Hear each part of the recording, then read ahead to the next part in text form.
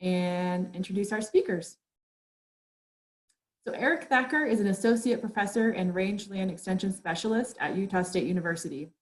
He has conducted research and published articles on rangeland wildfire, greater sage-grouse biology, shrub reduction, and rangeland monitoring. Mark Brunson is a professor of environment and society at Utah State University. He directs the Great Basin Fire Science Exchange and has been part of the Sagebrush Steppe treatment evaluation project since its initiation in 2005.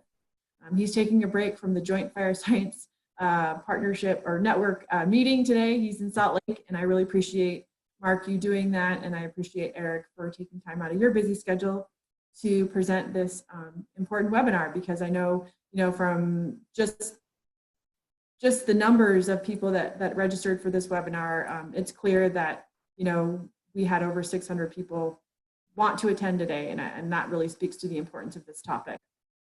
So with that, I'm going to turn it over to you guys, and I'm looking at the poll results here. It should be used judiciously, so that seems like the Great. So you can go ahead and start sharing your screen, and we'll leave it up to you. I think Mark's going first. Yeah, thanks, Megan. No problem. This is Mark Brunson, and the reason I wanted to say a little bit about the genesis of this particular webinar. This is something that we started planning early this summer, because in our part of the country, in the Intermountain West, states like Nevada, Idaho, Utah, parts of basically any place between the Rockies and the Cascades and the Sierras, there's been a lot of concern about increase in woody vegetation, particularly woodland types, that have been encroaching into areas that historically had been in some other condition, largely sagebrush steppe. And so as a result of that, there's been a pretty large movement over the last few years to try to remove some of that woody vegetation in order to be able to achieve other objectives. And there's been some concern expressed, increasing concern about the extent of these treatments and the potential impacts of those treatments. And what we discovered was that a lot of times people, even when they are engaged in doing this kind of work, are not really sure how to respond to criticisms, and they may not really understand why those criticisms exist. And so that's what we're going to focus on today. Is we'll first explain a little bit about the situation particularly in the Great Basin and the Colorado Plateau regions that have caused us to want to remove woodland vegetation. And then we'll talk more about why there might be disagreements about these things, and a little bit about how we might want to communicate in order to help others understand what we're trying to do, and without, in a respectful way. So with that, I'm going to turn the time over to Eric, and he'll start explaining the situation.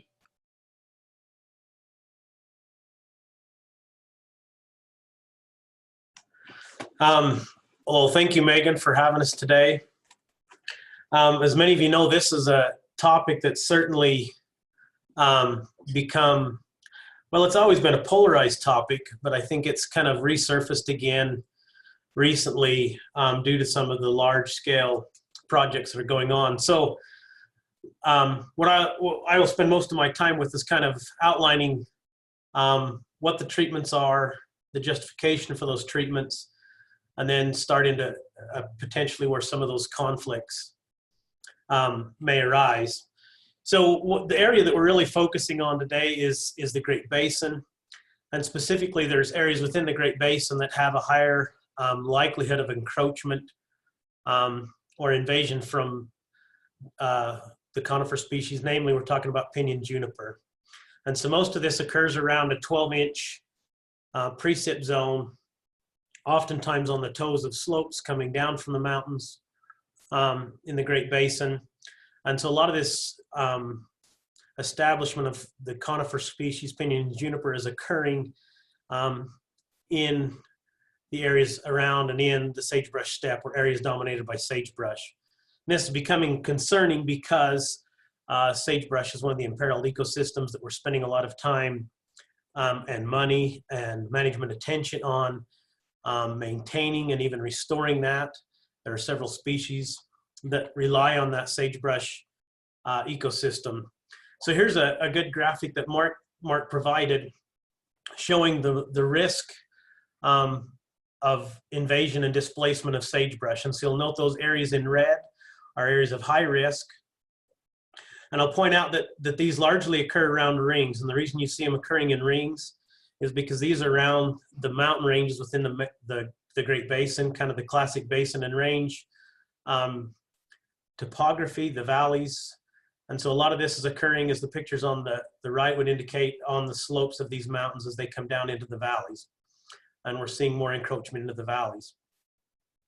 And so there's also, these pictures depict, we generally describe juniper invasion in three ways. The first is phase one, that's a savanna. That's when you have a lot of smaller trees, usually under 4 feet, very open and scattered. That's phase one. Phase two is when we start looking at more of a woodland appearance. The trees are larger in size and increasing in number and density. And then as we move to phase three, that's a closed canopy. So if you look at these ridge tops, this would be an example of a phase three or closed canopy.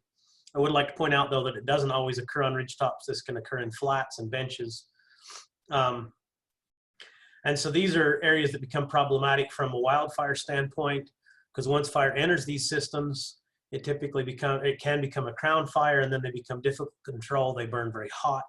And so a lot of our larger wildfires in the Intermountain West, specifically in the Great Basin, are occurring in this fuel type. And so, and as those trees burned, because there's a depleted understory, we're often left with maybe a few scattered trees and some sheetgrass on the back end of these after these areas burn. So here's some good photos kind of chronicling, and there's two things I want you to chronicling what's happening with the Pinyon-juniper, and there's two things I want you to pay attention to. So if you look at the 1973 photo, the first thing you notice is there's a lot of small trees on the hillside that are establishing. So this is kind of indicative of that phase one, where you've got trees establishing, although this would probably classify as more of like a phase two because of some of the larger trees. So you've got one, the encroachment of trees out into the sagebrush areas, and then two, you've got infilling. So as you look at the 2005 picture, not only have those trees encroached further out into the sagebrush, but they've also infilled. And so you can see that there's been a major reduction in the amount of sagebrush that's available, which is one of the problems. And then as it continues to march out into the valley bottoms. But we could pull photos from all over the Intermountain West or the Great Basin, kind of chronicling this exact scenario where we're seeing encroachment or expansion and then infilling behind that. So when we talk about Pinyon-juniper removals, the first question that usually comes up is why. Today we can basically lump that into 4 general categories as to why we're removing pinyon and juniper and managing those woodlands. So one of the first, and one of the areas that most of the funding comes from most often, is wildfire risk reduction. So in an attempt to reduce the size and extent and the severity of these wildfires, thinning fuels, reducing fuels, to create a situation that we would be able to manage those fires more effectively. Second is wildlife habitat. Mule deer rely heavily on sagebrush as winter forage and sagebrush habitats. But the reality is that the greater sage-grouse are kind of the tail wagging the dog here in terms of juniper treatments. Coming from someone that's worked on sage-grouse, they've had a heavy influence on management actions in the Great Basin. And they don't do well with trees. That's the reality. They're a prairie grouse. Therefore, the expansion of pinyon and juniper into sagebrush habitats is certainly raised a lot of eyebrows. It's specifically listed as one of the threats to greater sage-grouse in the Great Basin by the U.S. Fish and Wildlife Service. So this isn't just something that managers have concocted in order to justify removing trees, but it's a major concern, and not only for kind of the two iconic species of mule deer and sage-grouse, and we could even throw pronghorn into that, but also there are a whole host of other songbirds or small birds that are sagebrush obligates that rely heavily on these sagebrush rangelands for their life cycles. One of the others that gets used quite often is justification or watershed protection, concerns over reduced runoff. As we move to that phase 3, there's a lot of bare ground, which can lead to a lot of movement of soil. But this is a little bit tricky because the first few years following treatment, you may not see a reduction in that runoff, but as new vegetation establishes and the land recovers from the initial treatment, then there will be a reduction in sediment movement. And then the last, and this was more of a historic justification for pinyon-juniper removal, and most of this that's directly related to forage for livestock is occurring on private lands. You know, 20, 30 years ago, removal of juniper for forage was more common, but in today's world, our management concerns have moved on and are often more related to fuels and wildlife habitat in terms of justification for removing pinyon-juniper. So as we look at the treatments that are most often used, so first and foremost, and I know here in Utah specifically, we really focus on phase 1 and phase 2. The Watershed Restoration Initiative program, which is run through the Department of Natural Resources, has become a major player in planning, funding, and implementing these pinyon-juniper removal treatments. And they prioritize those based upon several factors: value to sagebrush habitats or value to wildlife habitats, etc. But they also prioritize phase 1 and phase 2, essentially pushing back the more immediate expansion is where they're spending their time and money. It's also more effective. There's more residual vegetation to give a better response once the trees are removed. So that's where a lot of the focus is derived. That doesn't mean that there aren't phase 3 pinyon-juniper stands that are being treated, but by and large, most of that is occurring in phase 1 and phase 2. So as we look at the potential tools to treat those areas, prescribed fire is one that can be effective. It's gotten a little bit more complicated than just removing the juniper, because in many cases we're looking to enhance or maintain or increase the sagebrush understory in those areas where the trees are being removed.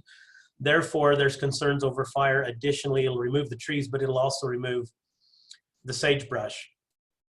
And then I think one of the biggest impediments to prescribed fire being used in pinyon-juniper sites is the risk. There's also risk of the prescribed fires getting away, and there's a whole slew of complications that can come from that. So currently there's not a bunch of prescribed fire being done to control juniper, but it's certainly an option.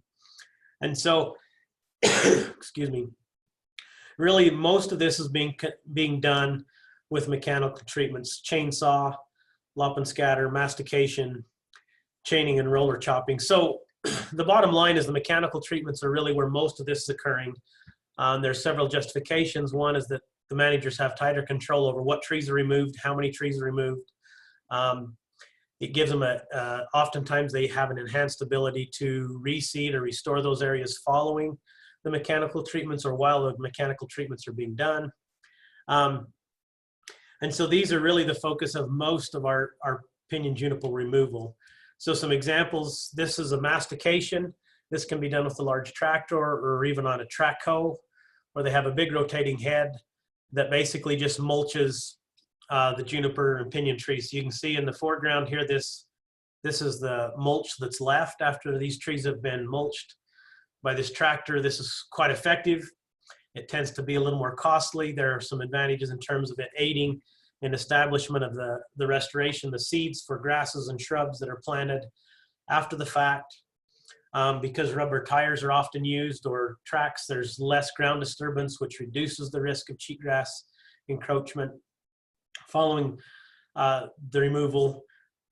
So it's one that we see used often. One of the other popular methods that's used often, especially in phase 1 juniper stands, is lop and scatter. So this is a picture taking in northern Utah about a year post lop and scatter. So usually the contracts require that the contractors cut the trees into at least 3 or 4 foot sections, which are then laid on the ground and left. So this is a good example of where lop and scatters have been quite successful. You can see there's a good understory. We were in that phase 1 where we had trees starting to encroach into or expand into these areas. So simply going in and removing the trees will allow this site to maintain itself as a sagebrush dominated system. Now this is a post-fire picture, but it's a pretty good picture showing chaining. This is probably the most controversial method. It's popular because it allows managers to cover a lot of acreage relatively cheap. So a large anchor chain is pulled behind 2 dozers, and they basically drag these trees over and rip them out of the ground as they go over. So this is a little bit of could be viewed as a heavier handed approach. It's been shown to be quite effective and has been used for quite some time. One of the other advantages to this is it also helps to incorporate the seed to create better soil seed contact, which aids in the restoration of that site by increasing the establishment of seeded species, although the mastication or the grinding also produces pretty good results in terms of establishment of seeded species. And so those are the 2 most common. The other one that was referred to was the roller chopping. And apparently that's more common in parts of western Colorado. We don't see a lot of that in Utah, where they basically drag a large roller chopper across the area, and it acts as just breaking down the trees and breaking them up into smaller pieces. So this is where I'll start kind of getting into the nuts and bolts of what we wanted to get to today, and then I'll pass this off to Mark. But as we look at these treatments, there's been, I'm not going to say necessarily increasing concerns. I think these concerns have always been there, and maybe in recent years have become more vocal as these treatments have occurred with a greater frequency. And so, excuse me, kind of the roots of the critique, or most of the reasons that people raise a red flag about these treatments is first off a misunderstanding and misrepresentation. So oftentimes I see them characterized, well, these are treatments for creating more forage for domestic livestock on rangelands. I can assure you that's not necessarily the case in most of these treatments. It certainly will benefit more than just the wildlife in terms of creating more herbaceous understory.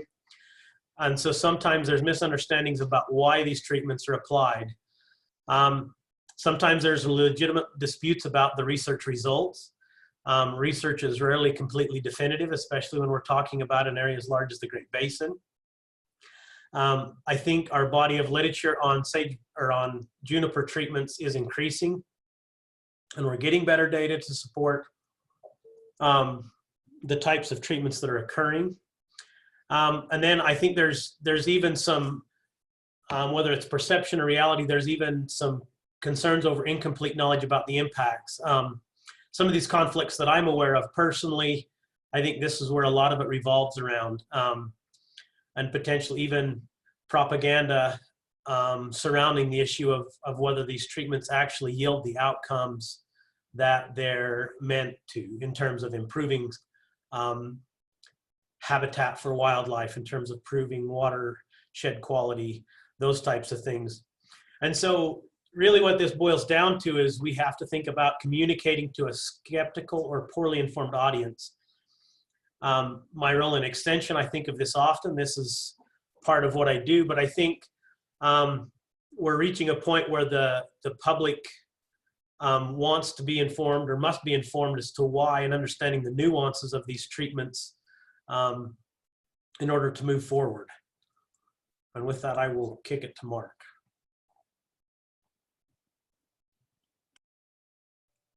Why don't you, yeah, okay, then I'll start sharing mine. If I can, here we go.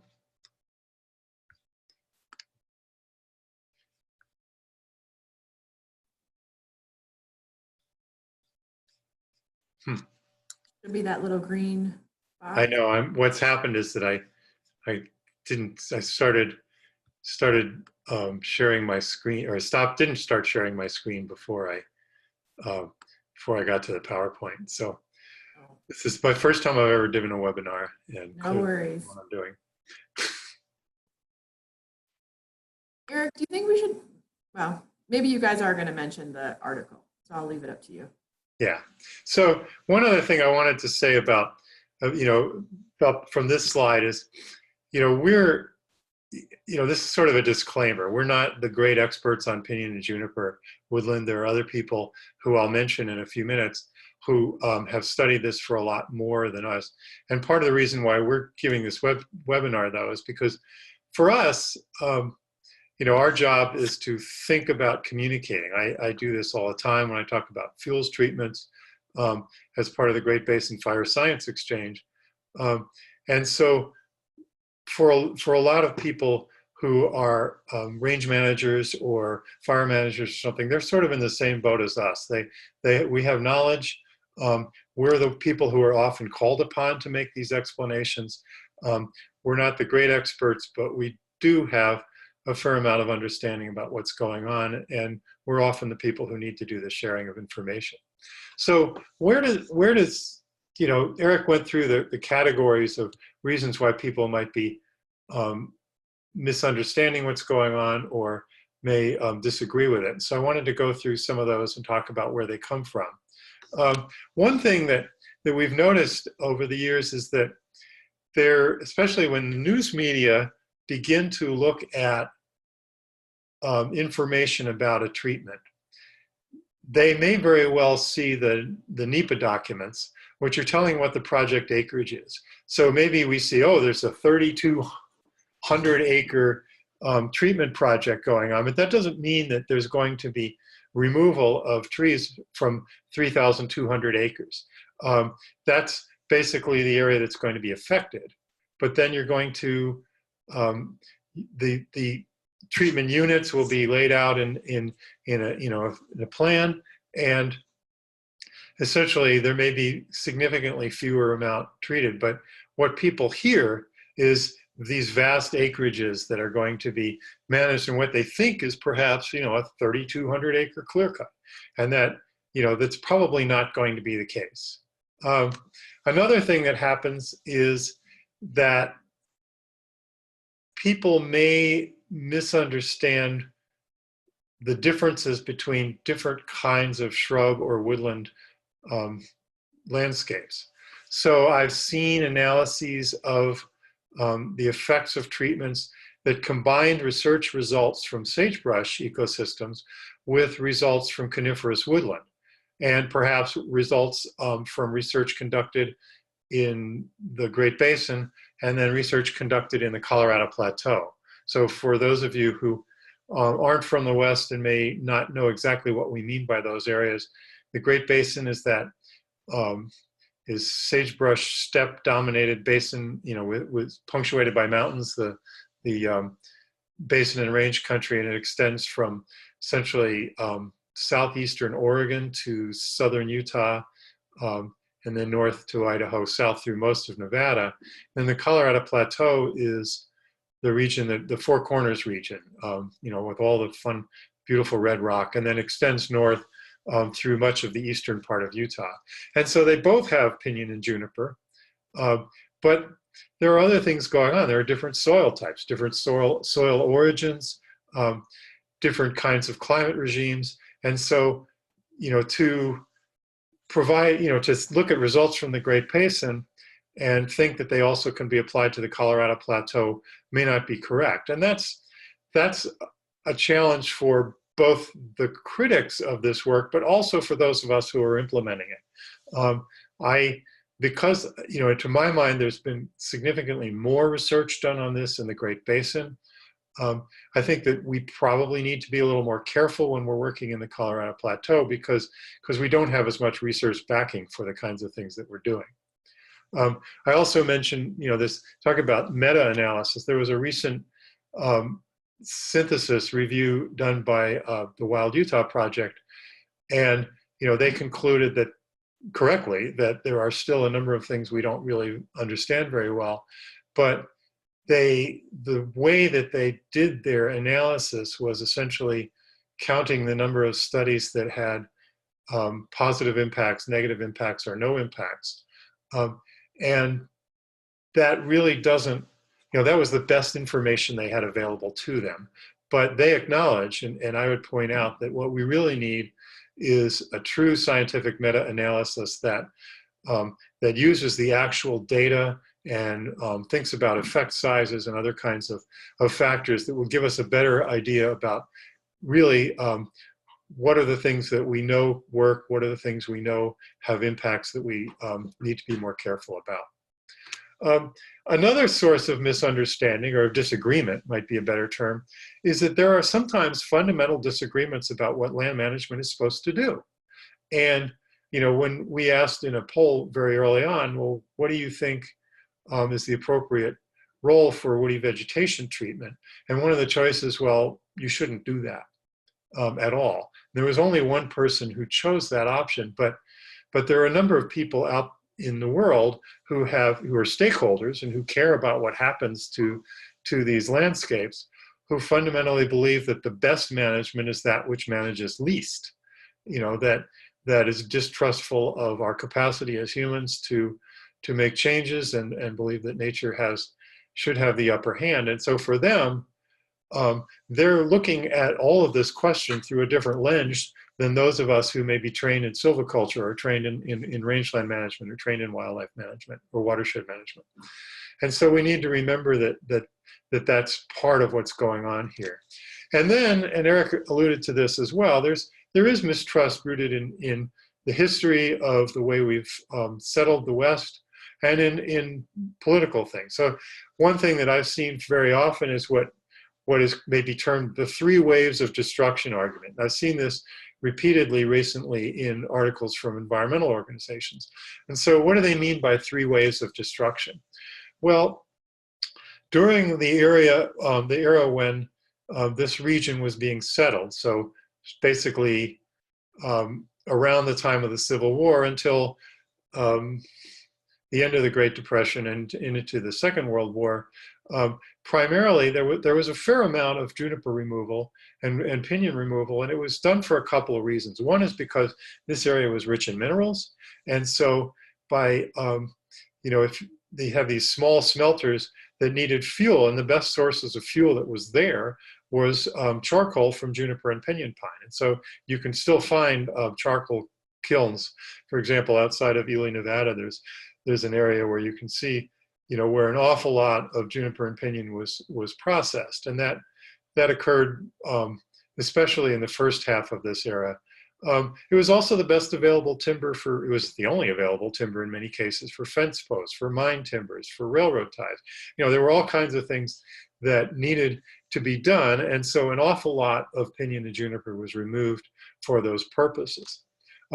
Then, really, I would say from the end of the Second World War until what we might call the ecosystem management era, so around 1990 in that area, where livestock grazing was considered a preeminent use of Bureau of Land Management lands, which is the primary area that we're talking about. They're the primary administrator of the landscapes we're talking about. And this is understandable. If you go back and look at the text of the Taylor Grazing Act, which established the precursor of the BLM, one of the purposes of implementing grazing, or the restrictions on grazing, was to be able to stabilize and sustain a grazing livestock industry. And so that was part of the BLM's origin story. It was part of what they were intended to do. And so the idea of removing pinyon and juniper in order to ensure that there was forage for livestock was perfectly natural. It also, we figured out how to do this. Through uses of chaining, seeding non-native perennials like crested wheatgrass, we figured out how to be able to do this. And often this landscape is difficult to restore. But then we've now reached what the critics calling the restoration era, with restoration in quotes. So while we, people like Eric and I, might talk about how we're trying to restore sagebrush dominated communities by removing pinyon and juniper woodland, there's some skepticism among some people about, is this really what's going on? What are the true motives of the agencies? And that's rooted partly in what they had seen historically in the first and second eras, when human uses and economic uses really were the basis for decisions to treat woodlands. There's also some what we call aesthetic or philosophical discomfort with the practices that are being used. On the right-hand side, there's a recent article that appeared on the National Geographic website. And it struck me in a couple of ways. It's the headline grabs you: forests on Utah's public lands may soon be torn out. So, this idea, there's a suggestion of violence there. It's not management. This is destruction in some folks. I was struck by the photograph, which shows, this hardy pinyon pine growing from the side of a sandstone cliff. That's not, nobody is trying to tear out those particular trees, but it presents us with this idea of this tree, which is somehow managing, the species is managing to survive under the worst of conditions. And here are humans trying to take away from this hardy, persistent, and plucky tree species. And then I look at the sub-headline, and it says, U.S. is moving forward with a plan to create new cattle pasture, which, as Eric pointed out, is not the primary purpose, and to prevent fires, despite what scientists say is meager environmental review. There were two scientists cited in the article. Neither of them were range scientists, but I think that it points out that there is legitimate scientific disagreement. But let me first talk about the aesthetic and philosophical discomfort. And this is some research that I did a few years ago. So this is what my colleague, Bruce Schindler at Oregon State University at the time, and I did, is we were asked to identify what was the social acceptability of different ways of treating wildland fuels across the Great Basin. And so we did a series of surveys, the first of which was done in 2006. And we asked people about a number of different practices and a number of different conditions. But in this case, I'm only going to focus on the three practices that were specifically designed for woodland treatments. And what we see is people believe, they're most likely to believe that it's appropriate, whenever managers think it is a good idea, to do prescribed fire. But there's not a whole lot of difference. It's between that and, lop and scatter, or felling and dropping juniper with a chainsaw. But then you see a significantly lower acceptability of chaining juniper. And so, I've over the years tried to figure out what's going on there, and looking at different kinds of research that's been done on the acceptability of management practices.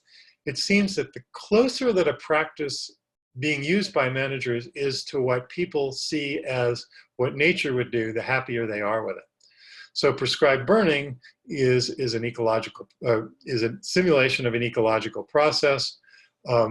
Chainsaw cutting juniper also can be a simulation of ecological processes, but is more about mechanical treatment and about using machines. And then chaining uses machines in a particularly violent and destructive appearing way. We did that survey twice. We don't see a whole lot of difference. There was slightly more people who thought it was acceptable in 2010 than in 2006, but those aren't significant results. Don't do that. Sorry about that. But then notice that something else happened. We also asked, well, do you really feel comfortable that the agencies can use these practices safely and effectively? And in that case, what we found was that suddenly prescribed fire fell down to the same level, and so did chaining. So basically there was limited to moderate trust in the government, in the Bureau of Land Management and the Forest Service, to use any of these practices safely. And that's one of the challenges that that the land management agencies are constantly facing is that there are a lot of entities out there that have as their role to reduce the trust in land managers. Sometimes you'll hear people say, well, I think my local land manager is doing the best that she can, but there are people in Washington, D.C. or in Salt Lake City or in Reno or someplace else that are tying their hands and making it so they really can't do the job they need to do for the land. And you know, that's really gone since the Watergate era, and then the time of President Reagan, when, you know, it became pretty common for us to say, well, you just can't trust government. And so people who really don't quite understand exactly what happens, how decisions are made within the federal land management agencies, may just assume that that they can't be trusted. And so that's one of the challenges it also makes for opposition to any kind of management practice, including woody fuels or woody vegetation management.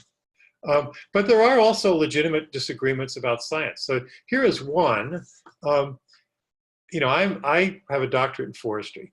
And so when, you know, the idea, you know, I was taught that, you know, silviculture is the art and science of managing trees for any purpose, but the assumption was that we would retain the trees in some ways. If we remove them, it was our job to try and grow them back. And here what we're trying to do is remove trees and not let them grow back. And so, you know, that's you know, if you come from a forestry background, you may have a different perspective than if you come from a rangeland management background. So there is one theory, it's basically what I would call the stable state theory.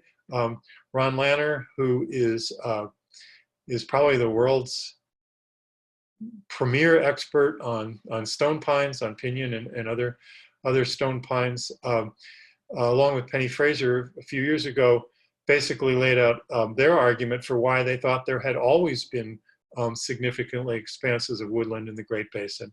And they're using historical counts by settlers, looking at miners' journals, and listening to the oral tradition of Native Americans who have been using pine nuts from pinyon pines as a cultural resource for millennia.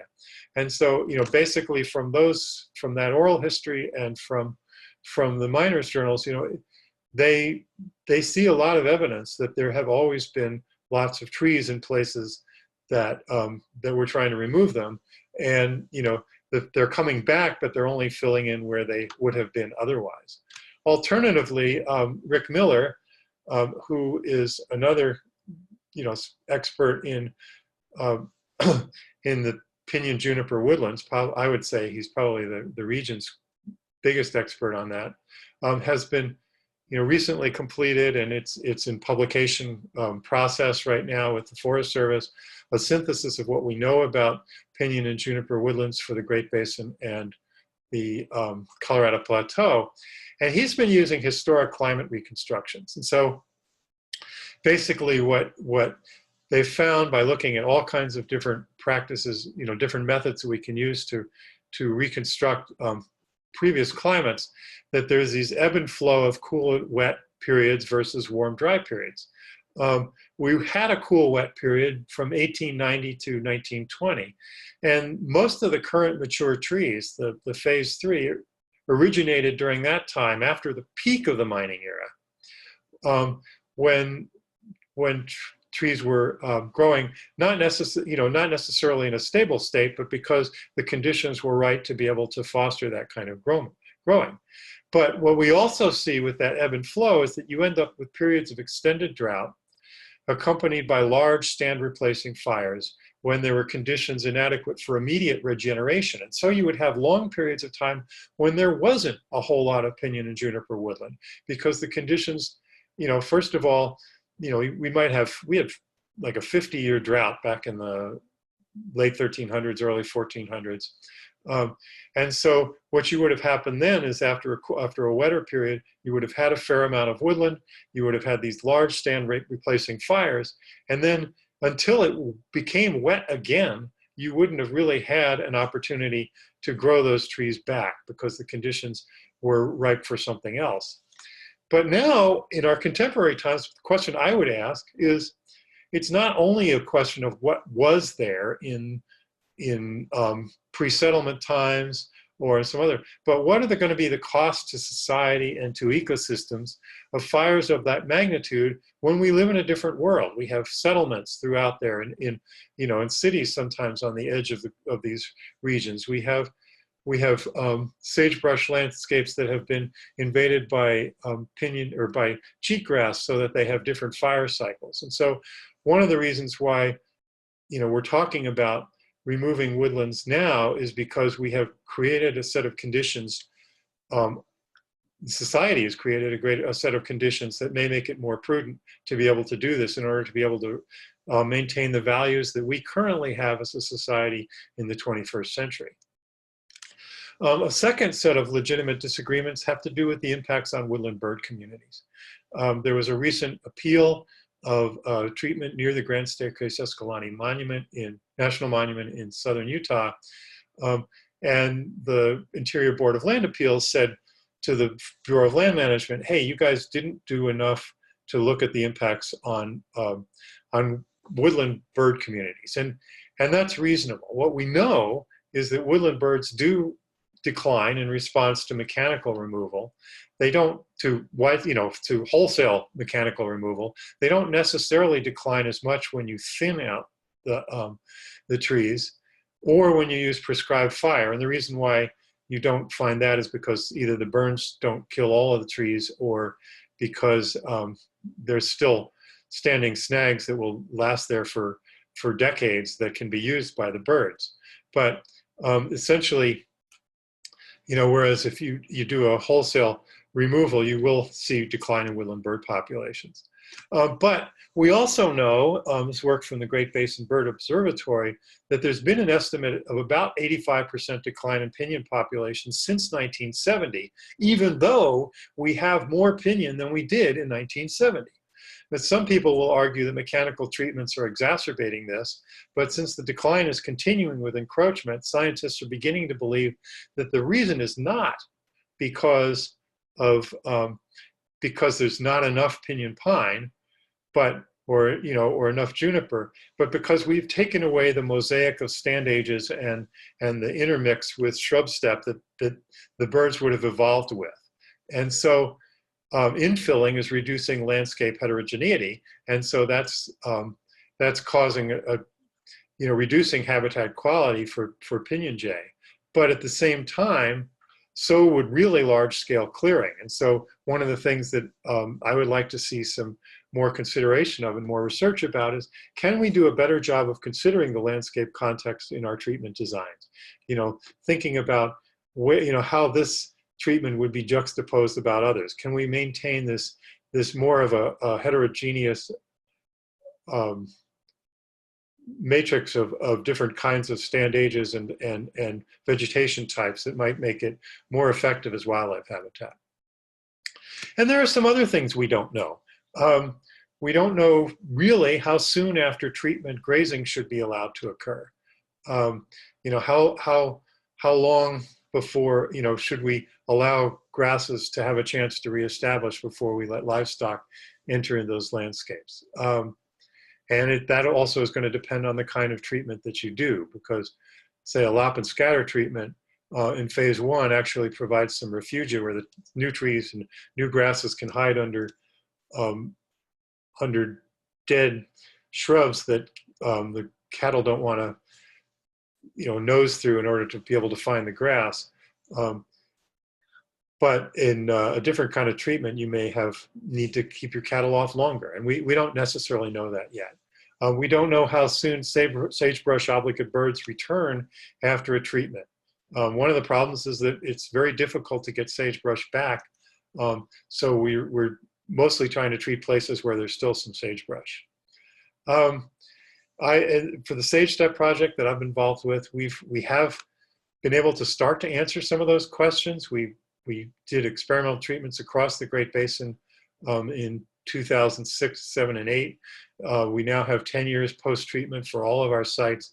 We found that that in the mechanical treatments that we've cut the fuel loads by about half from where they were previously, but almost all of that has been in the 1 hour fuels and the smaller fuel sizes. There's still quite a bit of larger fuels left, but we don't have the fuel continuity that we would have had otherwise.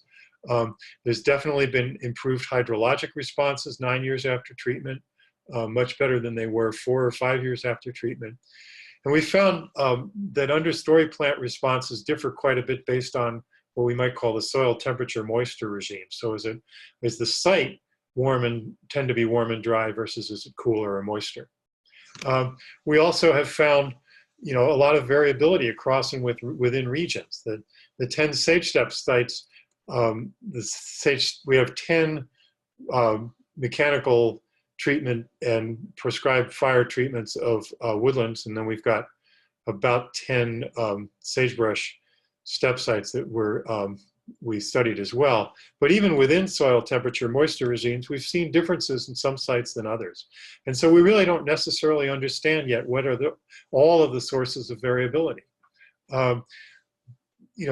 Responses also differ by the type of mechanical treatment, as I mentioned before, and the same thing has happened comparing roller chopping with mastication. And then, as I mentioned, there's more studies in the Great Basin than the Colorado Plateau, so there's still a lot we need to learn. And then we really haven't studied the effects of many of these things on social values. How does this affect recreation? How does it affect scenery? How do people's beliefs about what should be done, how are they evolving over time, and how does that relate to the kinds of things that we're doing? How does education affect social values? So with that, I'm going to present this, but I'd also going to invite Eric to chime in after I finish. This is our next to the last slide. But basically, what Eric and I were thinking as we began to talk about, well, how do you answer those questions now that we know a little bit more about them, is if you have someone saying, why should you be doing these kinds of treatments? One of the things is to be very specific about what will happen.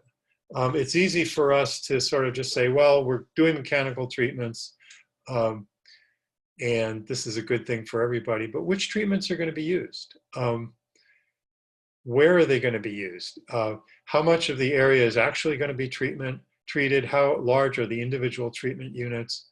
What is the condition of the treatment locations now? So what are we trying, where are we trying to get from and as well as to get to? Because a lot of times the information that's provided is pretty general. It's just,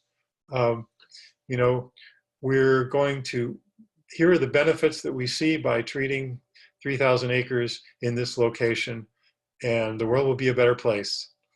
And people often want more information than that. A second thing that I think is really important is what I would call informed humility. We know a lot about woodlands. We know a lot about how they grow. We know a lot about what happens when we remove them.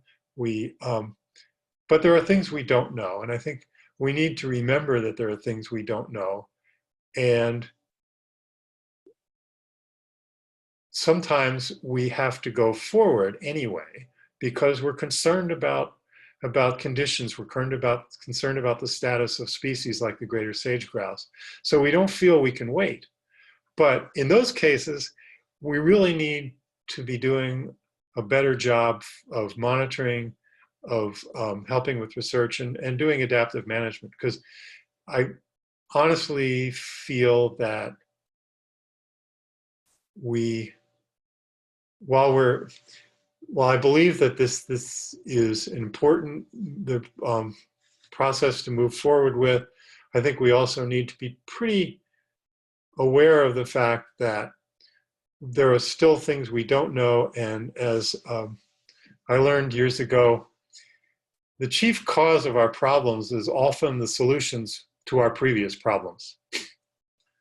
And so the only way to get past that really is to think about how we can monitor, how we can do research, and how we can manage adaptively in order to be able to continue to use the best science we have to achieve all of our objectives, including maintaining landscape for woodland species, maintaining landscape for sagebrush species, and maintaining places that that provide the kinds of values that humans want from our landscapes.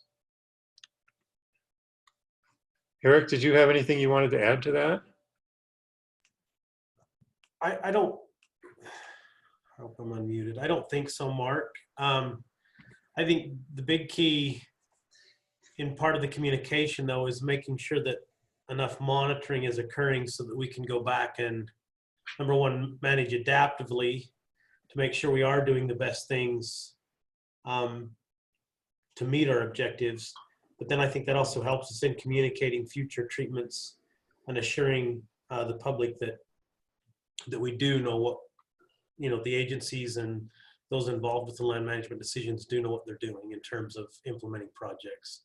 I feel like sometimes there's an awful wealth of knowledge that goes under recognized or underused by some of those on the ground. And so I think that's something we could do a better job at helping to communicate.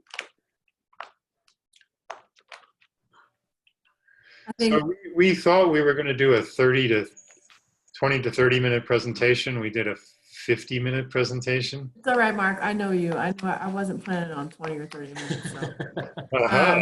Just speaking to some of those folks on the ground, I can see from the 450 people in the webinar room, a lot of those people in the meeting room right now are those on the ground. And so if you have feedback, put those in the Q&A. I think we want to hear from you. We still have time to address some questions. Eric's been answering a lot of them, Mark, while you've been speaking. We have about 14 right now. So Susan asked, has consideration been made to about soil compaction? Can either of you speak to that? Eric mentioned the rubber tires on the, that's something that, that's been, that using equipment that to try and minimize soil compaction. It's more of a concern with chaining, but the thing that happens with chaining is behind the bulldozers, then you have these trees then churning up the soil.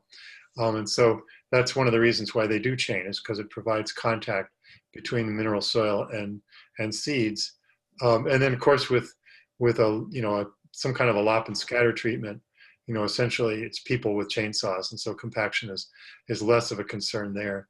But certainly we know that the soils matter in ways that we haven't talked about, as much as we could have. And Maggie asked a question here that I think is important too, is that, what do we know about the effects on biocrust? And to my knowledge, other than the work that Maggie, you and Lee Connon have been doing, I haven't seen anything else really that's looked at how treatments affect biocrusts. And I think that's an area where we need a lot more information.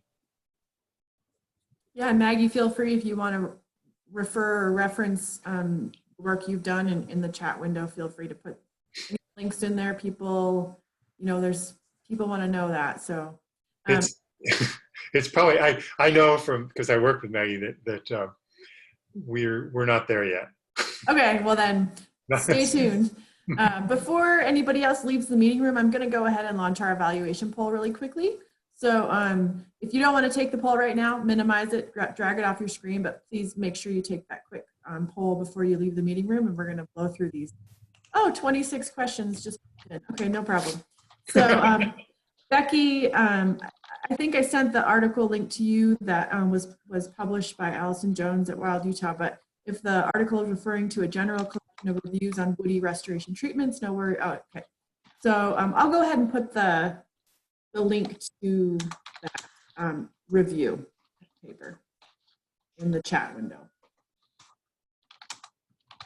Allison asks, are you aware of successful agency public outreach that promoted a woodland treatment and subsequently changed the local thought around such activities? So I just started typing on that, so I talk better than I type. So the only one I'm really aware of largely came from the Utah Department of Natural Resources.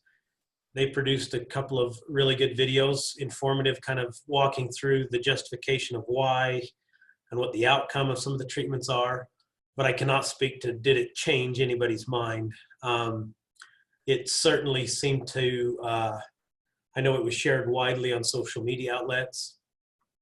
And so, but again, I don't know what kind of impact that had in changing people's perception. But I know there's been some attempt to get ahead of this problem of communicating. Kaya asked about where did the information come about the mosaic pattern and stand ages and vegetation types coming from.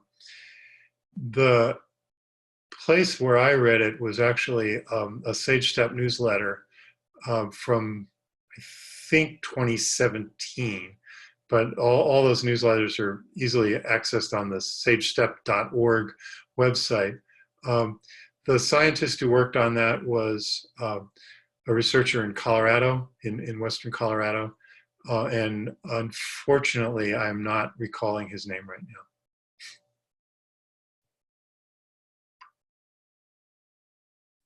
All right, Eric, there's a question about grazing. Not much has been mentioned about the role of livestock grazing in PJ expansion. Though research indicates livestock grazing significantly contributes to woody vegetation expansion. Without addressing grazing and fire suppression in conjunction with PJ treatments, why expect that PJ expansion would not continue into the future, requiring retreatment every few decades, as is currently taking place? So there's a couple of things there. I would hesitate on a strong statement about livestock grazing significantly contributing, because there are several factors that influence why fire's not on the landscape like it may have been historically. So part of that is a fuels issue, over reduced fine fuels, which fires generally used to get started and carry. Richard Miller and some of his work addresses that specifically. But we've also removed Native American ignition sources from the landscape, and that's been a difficult one to quantify in terms of exactly how much influence Native Americans had on fire return intervals and different things like that, especially in sagebrush and pinyon-juniper type landscapes, because there's not a good way of really nailing that down. So certainly heavy grazing and removing too much fuel to where you limit the ability of a fire to carry would have some influence on encroachment. But it should be pointed out that encroachment is also occurring in areas without livestock grazing. So it's again, I'm not downplaying the fact that it is a contributing factor, but I also want to make sure that we don't overemphasize the fact that it's the contributing factor.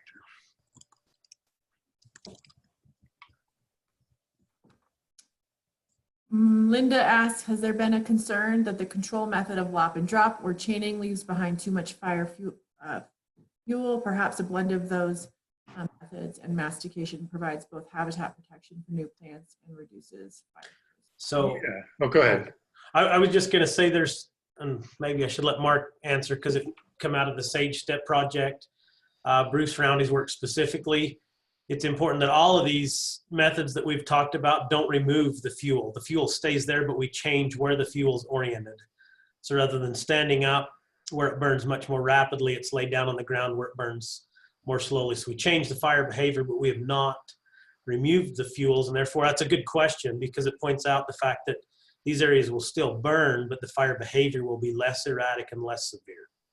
Mark, do you have anything to add to that? Well, I do, because one of our challenges is that we really don't have a good way to study that. We can't just, we'd really like to know how how an actual wildland fire behaves in when it hits one of these treatments.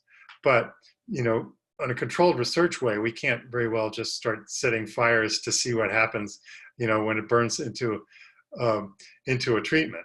What we do know is that, yeah, fuels, particularly fine fuels, do break down over within the first decade, but decay processes are very, very slow in these landscapes. There are species that have evolved to have chemicals that reduce detritophores and things like that, and there are very dry, so there's not a whole lot of resources. And so fuels last on this landscape for quite a while. And there are people right now who are trying to really try and understand the effects of fuel treatments. There's some research underway at Utah State University about that, but it's still an open question. Eric, if any question pops out, feel free to jump in before I administer the next one. Same goes for you, Mark. Dustin had a question about what monitoring programs are in place already. What type of monitoring programs have been the most helpful? So I can't necessarily speak to the BLM or the Forest Service because that's dependent upon each office and district, so it varies.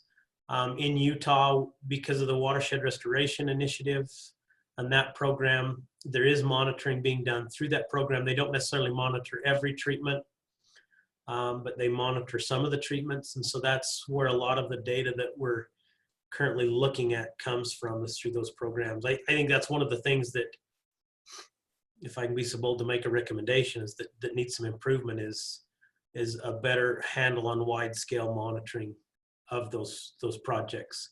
Because like Mark mentioned in the lead up to his presentation, even within the Great Basin, there's a lot of diversity and a lot of differences in areas where we're doing these treatments. And so understanding the nuance at different elevations and precipitation zones, et cetera, that requires a lot of data. And we're getting better data than we've had in a long time. Again, kind of props to the Watershed Restoration Initiative for doing that, because it's providing important data that we can now use to look at the effectiveness of those treatments. Let's see, there's one from Julian about the erosion and runoff being reduced after trees are removed. And I should say that's, there might be an initial flush of additional erosion and runoff, especially after a prescribed burn, more so than after a mechanical treatment. One of the things that happens with mechanical treatment, like if you do a lop and scatter, you've got a number of you've still got structure out on the landscape that's going to affect the way, to slow the flow, sheet flow and things like that off of these settings. But really, the reduction comes when you have improved, when you begin to have understory vegetation established, or new shrubs, new grasses and forbs established. And so at that stage is when you begin to have that reduction. So you may have an initial flush of erosion, especially if you started with a phase 3 woodland that didn't have much of anything growing under it to begin with. But like a lot of these things, effects are not immediate. Jamie asked, so in the presentation you spoke about the clearing of trees changes the landscape and reduces heterogeneity. Is it advised to work in a mosaic pattern to address the balance of sagebrush and/or forest habitat? I'd like to see us consider that more. That's what the suggestion has been made about the pinyon jay in particular. But just generally, my sense of how landscapes like this would operate is that, these are not places where there was huge expanses of closed canopy forest like you might find elsewhere. And so as a result, there were always small disturbances that are occurring. There were, differences associated with topography that meant, trees would be established on one slope, but on not right next door to it, or the same thing with shrubs. And so, to my mind, looking for that kind of mosaic, it's much more complicated. It's harder to design. It's harder to implement. It's harder for contractors to know where they're supposed to go. But from what I know about ecology, it makes sense that would be an important thing to try and do within the constraints that we follow in terms of operations.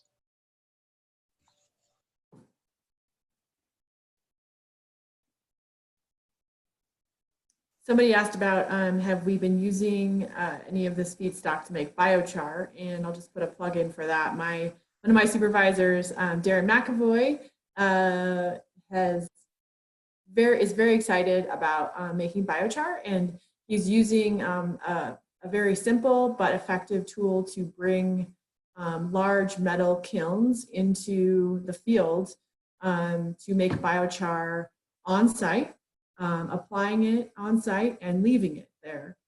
So that is one very low impact way to remove large expanses of Pinyon-juniper. So if you're interested in that, check out, I'll put the link in the chat window, and feel free to mosey around and see what he's doing, but it's pretty exciting stuff. There were a couple, Megan, there were a couple questions from Stan. Yeah. That one was, you asked about whether the differences in perception might be partly due with how difficult it is to tell the difference between infilled and perhaps naturally occurring Pinyon-juniper woodland. And I definitely agree with that. I think that, I don't know for sure, but I think that's difficult for the managers as well as for the general public. Sometimes to decide whether this is a place whether it makes sense to treat or not. And then the second question was about treating pinyon different than juniper. And I think that really depends on what your objectives are. In locations where we know about cultural use of juniper, then, or pinyon, then I think that that's an important thing to consider. In places where our primary objective is going to be to produce a landscape that sage-grouse need, then probably both trees would need to be considered in the same way. But again, there could be some more problems with implementation of that. Do the contract, the crews that are actually doing there, are they effective at telling the difference between juniper and pinyon? What are the additional costs of trying to do that? And what would, how would the landscape look after you were done with that? But I think that's certainly something that I would be interested in seeing someone try and see what happens. Melissa asked, do you worry about the system transitioning from Pinyon-juniper to annual invasive grass conversion rather than sagebrush step?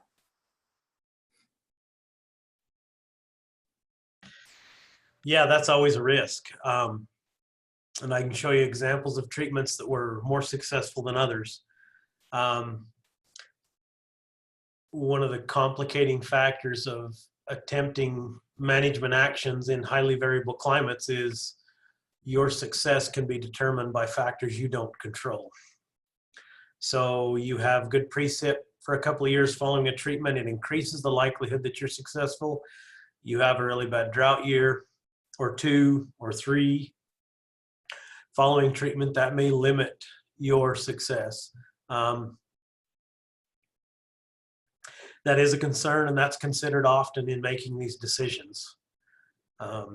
It's something that I think we're getting better at, but it's clearly something, nobody has a crystal ball to be able to, but I think as a concerned public, or there has to be acknowledgement that not everything is prescripted in such a way that we can always be successful. There will be failures. It's a given.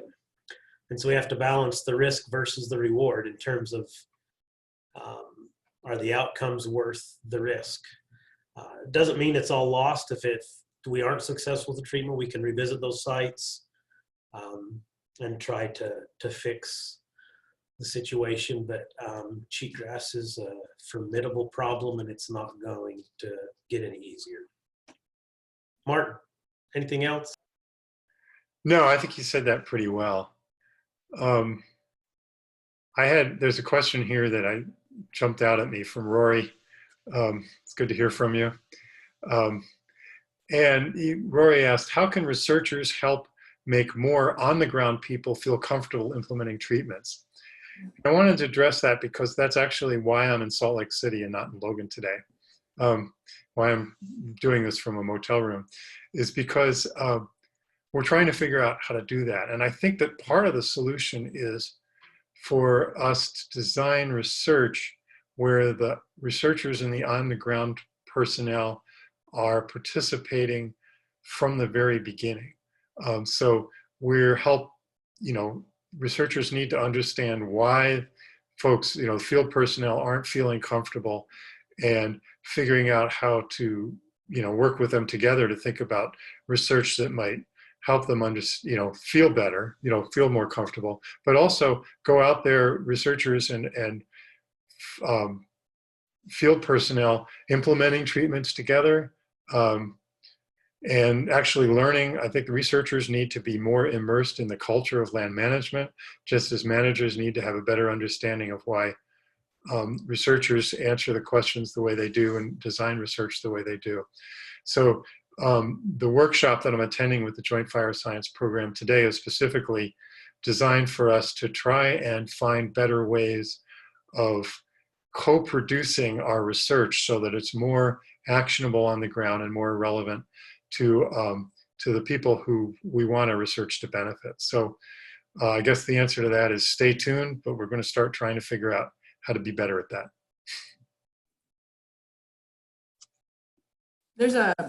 Maybe we should take one or two more questions since we're already 15 minutes over, but Scott had an interesting point. As a NEPA contractor, it's often difficult to get agency personnel to be specific when identifying what treatments would be used in a project area. They often recognize the need to be specific, but across the landscape, they may need to use several different treatment types. What would be the best way to be specific at the landscape level? Wow, that's a good question, Scott. I may have been a little hand wavy about just be more specific, because what happens is when you actually get out there and you're implementing the treatment, you may say, oh, this may not work. Or, maybe we should do it over here instead of over there.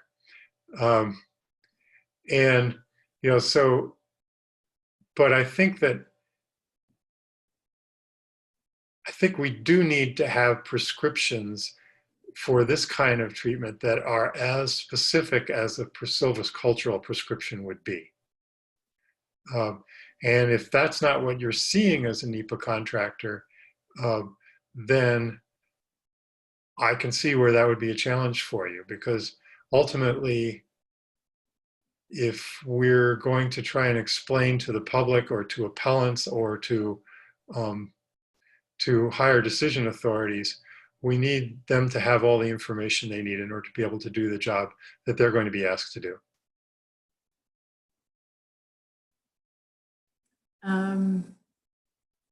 Eric, any other closing thoughts, or let me give you a chance before I close everything out. I can tell you were typing an answer. Okay. All right, folks. Well, this webinar, as I mentioned, was recorded. It will be on our website in the next 24 to 48 hours. I really appreciate everybody tuning in.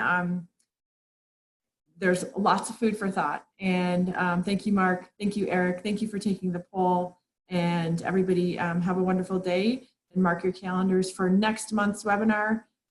It's coming right up, and it's about urban trees and the value of urban trees, and something that's near and dear to my heart.